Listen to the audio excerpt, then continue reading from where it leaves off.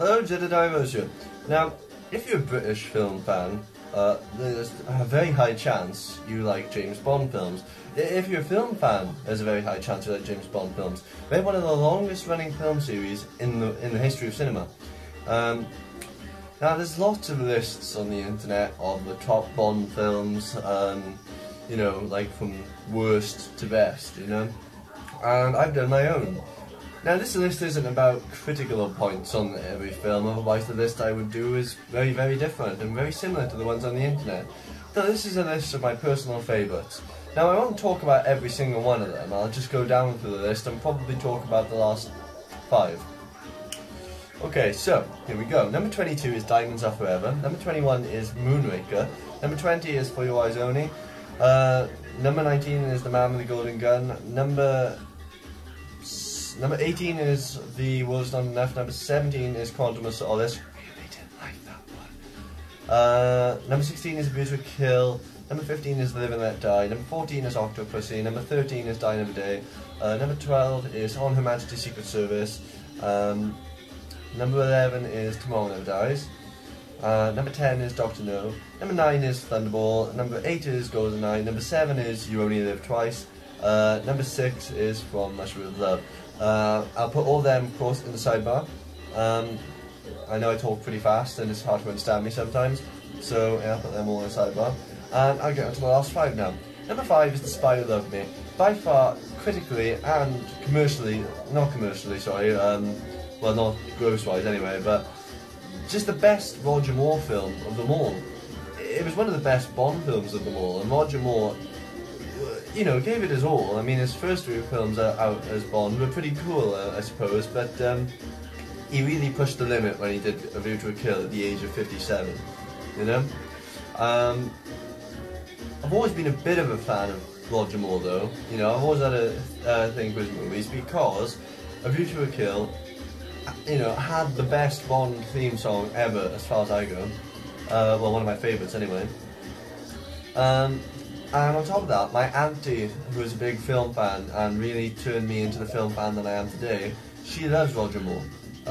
Reckons he was the best Bond. Don't agree with that, personally. But yeah, Spy Who Loved Me was one of the better Bond films. That was the best Roger Moore film, by far.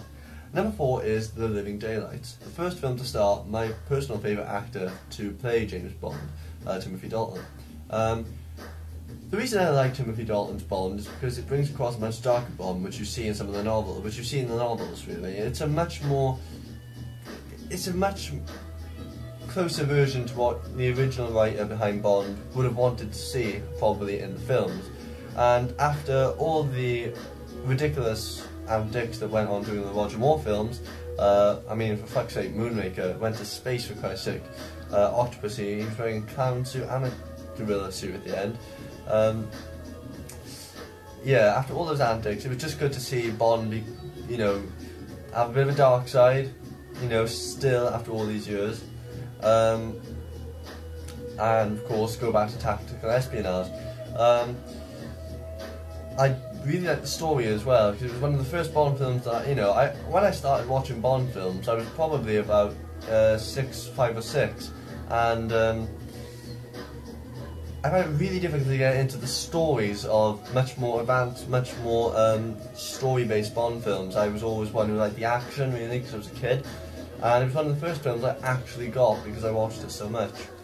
Number 3 is Goldfinger. By far, you know, the definitive Bond, really. Obviously it's number 3 on my list, so I can't say it was the best Bond ever for me, particularly. It's just one of those things with me. I'm a film fan, but the more modern a film is, there's a better chance of me liking it. And of course I still like a lot of old films, but not as much as I like new films, and Goldfinger unfortunately falls prey to that. Still, a fantastic film, classic villains, classic Bond, and it's just amazing. It's the film that every other Bond film since has tried to be, and, you know, with varying degrees of success. Number 2 is Casino Royale. Love this film so much, I really do. It is just amazing. Bond is recreated before our very eyes, and instead of everyone hating it, like everyone predicted when they elected. I believe one journalist said that Bond had become a Nazi, considering Daniel Craig's blue eyes and blonde hair. But no, Daniel Craig gives the best performance ever. You know, very close to topping Timothy Dalton for me. And I just loved him in that film. Of course, Quantum of Solace, the weirdest title in history, and not the best film in the Bond series I ever followed, and left a sour taste. My number one Bond film, my personal favourite Bond film, is A License to Kill. Now, like I said, Timothy Dalton is my favourite Bond. He's more tuned to the Bond you see in the novels, in my opinion, and not just my opinion, Ian Fleming's opinion as well, the original writer behind Bond. A License to Kill is an amazing film to me, because it's one of my all-time favourite films, as well as one of my all-time favourite Bond films. It's not in my top 15 though, I don't think. I think it's about 16, 17. I see a lot of films. I just love The License to Kill mainly because of the character. Timothy Dalton gives one hell of a performance in it, and it's a very different Bond film from what we've all seen and gotten used to. Every Bond film basically shows him going out on a mission. This was his own personal thing, which made the film a much more personal experience for us to get in tune with. I just loved it. I loved the characters.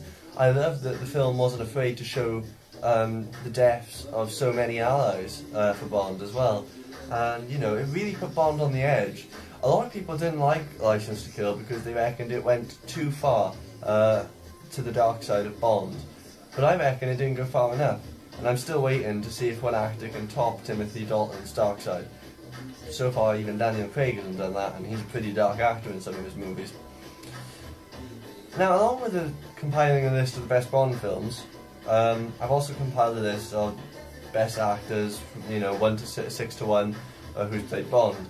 Number 6 is obviously George Lazenby, not because it goes against him at all, but because he only played one film in Bond, and it was his acting debut as well. Of course, you've got to give him credit because he did play one hell of a role if it was his acting debut, but at the same time, only one film, acting debut, has to be, unfortunately, forevermore, you know, last place of all the best Bonds. Number 5 is Roger Moore. He has portrayed Bond in... He's tied Sean Connery for the amount of... I'm not sure, actually. I think he's tied Sean Connery for the amount of actual Bond films they've done between them.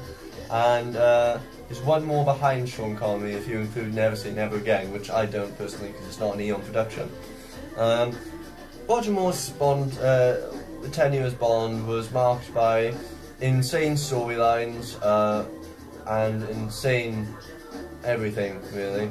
Of course, The Spy Who Loved Me got back on track, but afterwards Moonraker was just like...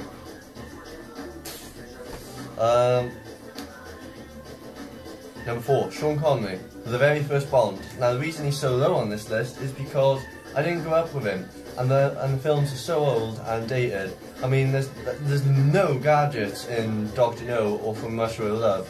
Goldfinger, fuck aye, why not? Thunderball, yeah, why not? You only live twice, go on, go for it. You know, but they're just not as, they just don't have you know, a brilliant feel to them like the new Bonds do. So yeah, but he's an amazing actor, and like I said, the very first Bond. So you know, check the title of the video. Okay, I'll just hurry this up then. Pierce Brosnan, number 3. I grew up with him. Come on. He's also a very good actor to play Bond. GoldenEye was the best of his films. Daniel Craig is my number 2, and so is Timothy Dalton my number 1. Similar reasons. They bring forth a darker Bond, and the films benefit because of it, really. But Timothy Dalton just tops the list there. Thanks for watching. Catch you next time.